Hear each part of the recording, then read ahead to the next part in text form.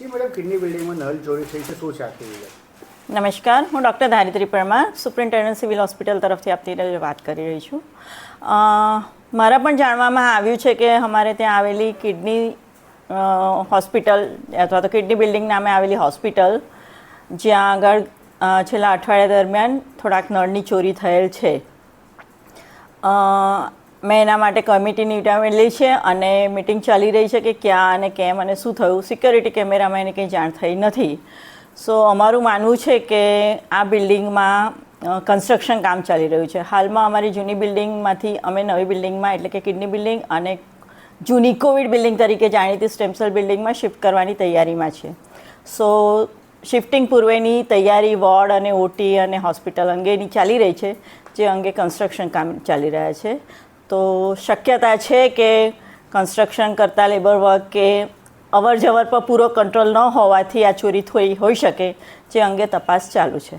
Total કેટલા છે madam ને કેટલા દિવસ પહેલાં ચોરી થઈ છે? એની એક્ઝેક્ટ વિગત હજુ મારી તપાસ ચાલુ રહી છે એટલે હું કહી નહીં શકું, પરંતુ નળ અને મતલબ ટોયલેટ બાથરૂમ અને એ એરિયામાંથી નળની ચોરી થયેલ છે એવું મારી જાણમાં છે. મેડમ, 3 દિવસ પાણી બંધ હતી, એમાં ચોરી થઈ શકે એવું કંઈ સંભાવના? પાણી બંધ હતું એટલે શુક્રવાર, શનિવાર, રવિવાર 3 દિવસ પાણી બંધ હતી કિડની બિલ્ડિંગની, એમાં ચોરી થાય સંભાવના? નળની ચોરી અને પાણીની સંભાવના જોડે કંઈ ખાસ ના હોય. કામ ચાલે છે એટલે નળ પાણીનો સપ્લાય ઓન એન્ડ ઓફ બંધ ચાલુ કરવામાં આવે છે, પરંતુ લોજિકલી મને નથી લાગતું કે નળની ચોરી અને પાણીનું બંધ થવાનું કોઈ કનેક્શન હોય, સિવાય કે એ જ માણસો ચોરી કરી ગયા હોય.